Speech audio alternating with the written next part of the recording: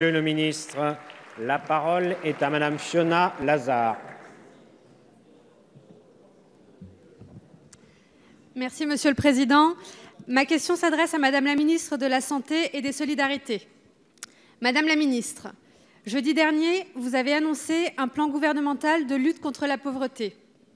En France, depuis des années, la situation ne s'améliore pas, avec un taux de pauvreté qui reste établi autour de 14%. La pauvreté touche aujourd'hui 9 millions de personnes, dont 3 millions d'enfants. De nombreuses familles en souffrent au quotidien. L'urgence de la situation est évidente. Les Français attendent de nous que nous soyons responsables et luttions efficacement contre la pauvreté. Il est temps de trouver les solutions concrètes pour que personne ne soit plus laissé au banc de la société et aucune piste n'est à écarter. Ainsi, la politique familiale, dont vous avez annoncé une réforme la semaine dernière, peut et doit aussi constituer un levier véritable de lutte contre la pauvreté et l'exclusion. Nous en avons vu l'illustration hier dans ma circonscription, à Argenteuil, où une crèche associative réserve 50% de ses places aux parents en démarche d'insertion, en leur offrant un accompagnement personnalisé pour les aider à retrouver le chemin de l'emploi. Il faut soutenir ce type d'initiative qui adresse à la fois les enjeux de parentalité, de précarité et d'emploi.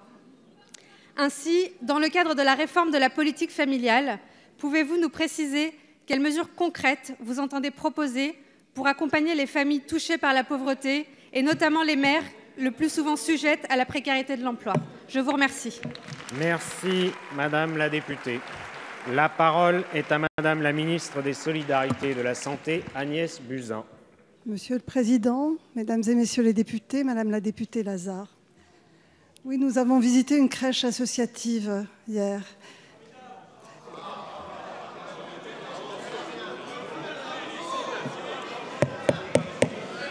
Et cela m'a permis d'annoncer les mesures en faveur des familles les plus défavorisées de notre pays, et notamment les familles monoparentales. Je voudrais rappeler aujourd'hui que 3 millions d'enfants vivent en dessous du seuil de pauvreté de 1 000 €.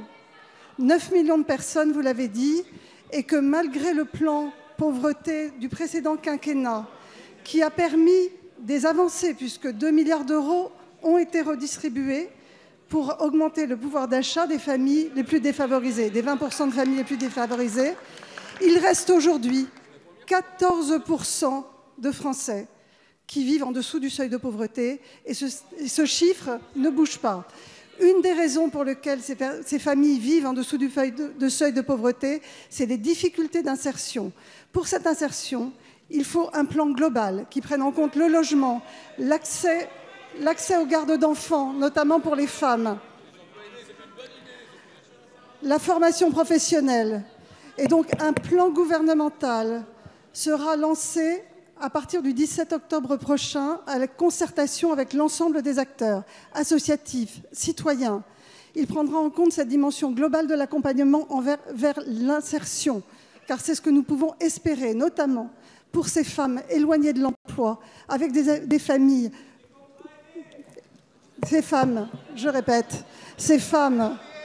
éloignées de l'emploi, pour lesquelles j'ai annoncé ce matin une mesure d'aide à l'accès à la garde d'enfants, une augmentation de 30% de l'allocation dédiée à la garde des enfants. Merci.